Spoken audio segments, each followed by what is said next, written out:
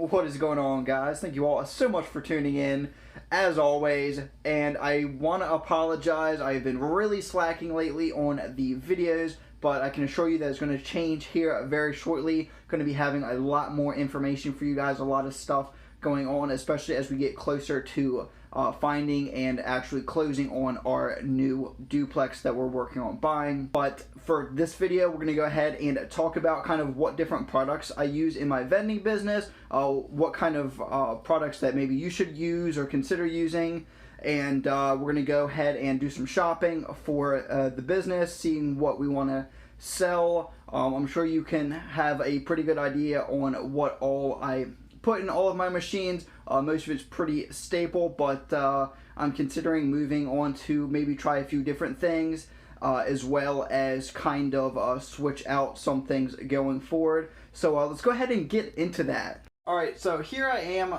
This is all of my product. I actually still need to do the shopping today, but I'm going to go ahead and take you guys with me for that in just a little bit. Wanted to go ahead and get just a wee bit of recording done before I head out. But you can see here that first off, the probably main thing is going to be the gumballs here. Got a big old box of gumballs. And have a couple more that are going to be here today. Gumballs are the best to sell in my opinion, and probably almost any other vendors. They have a super long shelf life, as well as an insanely high profit margin. I get my gumballs from Sam's Club. I have so far just gotten regular old gumballs, and they cost about 2.7 cents a piece for me.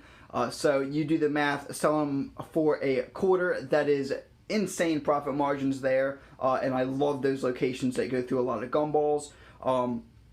And now something else I'm going to be trying is I actually just ordered a box of premium gumballs. I got a cotton candy flavor, so they should be here today, so I should be able to unbox it for you guys and let you know how they are. I'm going to be putting those ones in the trampoline park because I just put the shooting hoops gumball machine in there, and that one just has regular gumballs, so I'm going to go ahead and put in the cotton candy flavored ones into the vending rack, and hopefully eventually upgrade that vending rack to maybe like a 10-head rack, because it's a trampoline park, tons of kids, definitely has the clientele to put a ton of stuff. So maybe I'll get to the point that I have a few different types of gumballs and stuff in there. So we'll just have to wait and see how that goes. Anyway, on to the next product is going to be Mike and Ike's. Let's talk about Mike and Ike's. Mike and Ike's are an okay product. They kind of generally do better in the barbershop locations for myself. You can see you got some Mike and Ike's right here. They're not my favorite candy, but they're not bad. They sell well enough for me to keep them in supply. So lower food cost. Cost about 7 cents per vend, so not too bad. Maybe a little less than 7 cents per vend.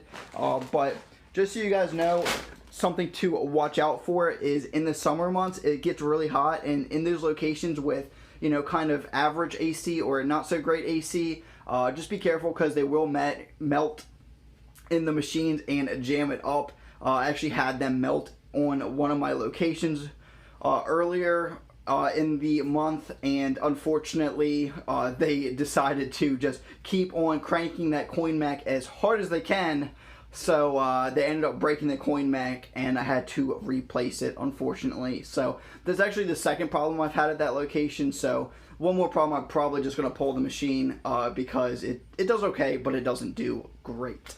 Now, next up we have Skittles here. Skittles, pretty popular one. They generally do pretty well. Just like the Mike and Ike's, about 6-7 cents per vend. So definitely not too bad on those either.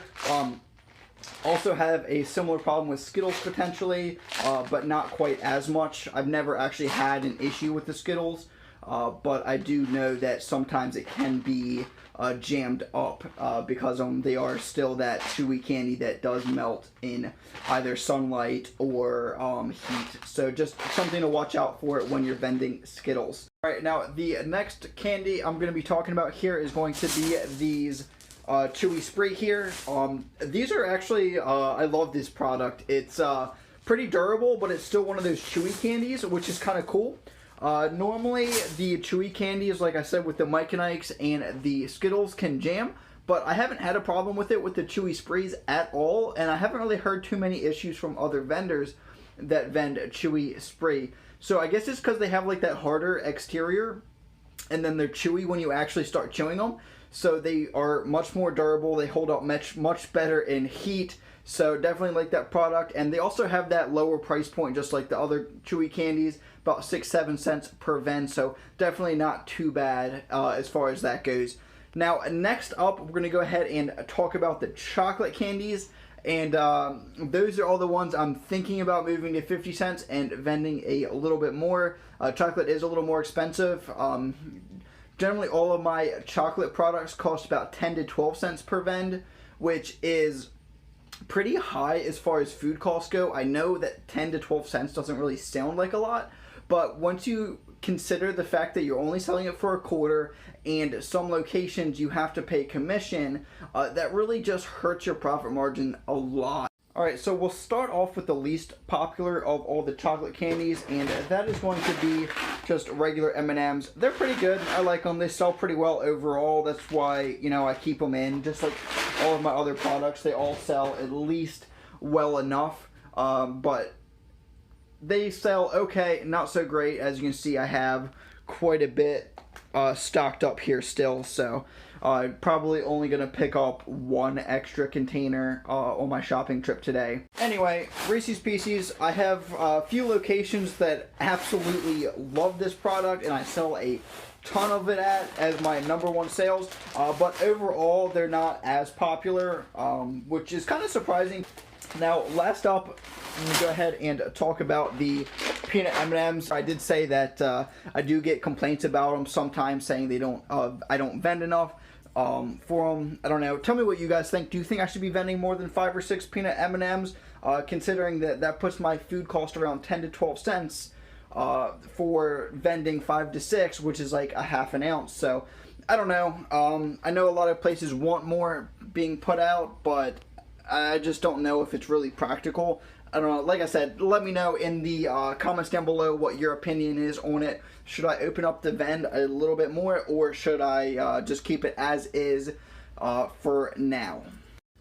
Anyway, as far as like candy and gum, that's pretty much all I sell. Probably in another video, I'll talk about like what kind of toys and whatnot I sell out of the vending rack at the trampoline park. Gonna go ahead and hit the shopping now, take you guys with me so you can kind of see what I'm looking at.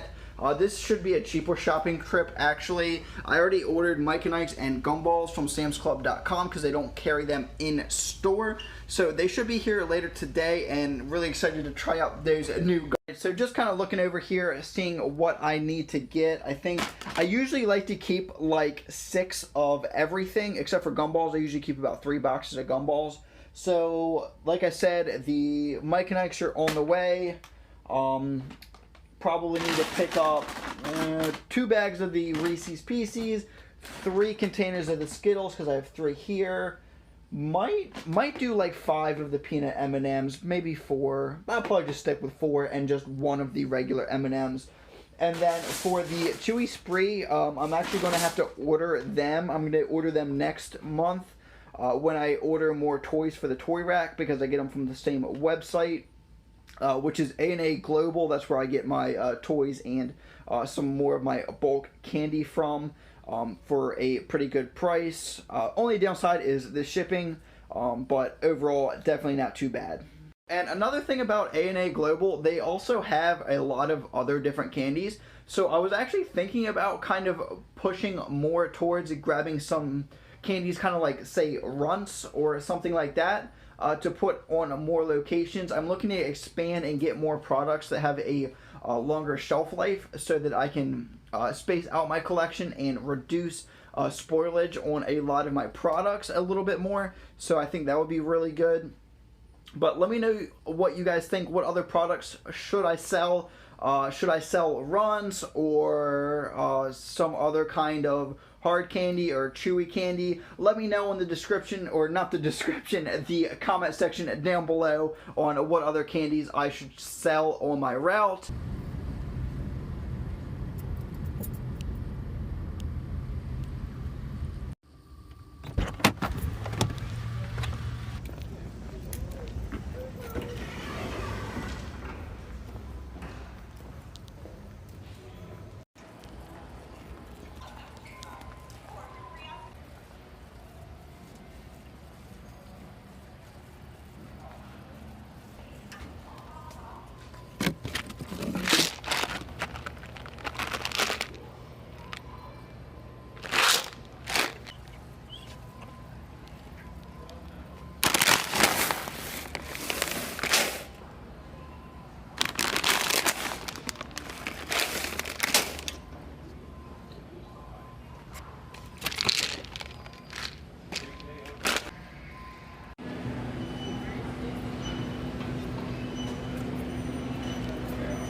Alright, back home guys, time to go ahead and put this stuff away.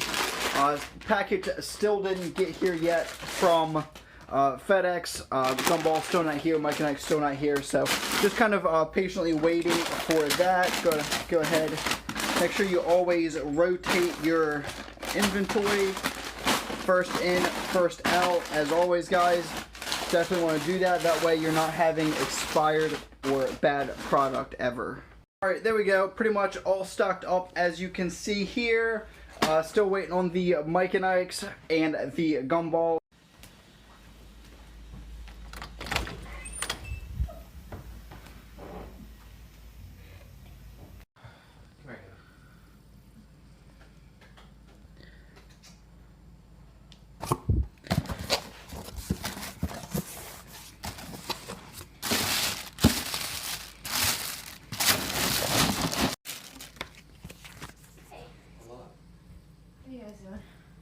Good. How are you? Good. It's a lot softer than I thought it would be. Soft. Anyway guys, that's going to just about wrap up this video, and if you like this video, please make sure to hit that like button. It really helps me out a lot, and if you haven't done so already, go ahead and hit that subscribe button as well to get notifications on future uploads. Anyway guys, I will catch you all in the next one.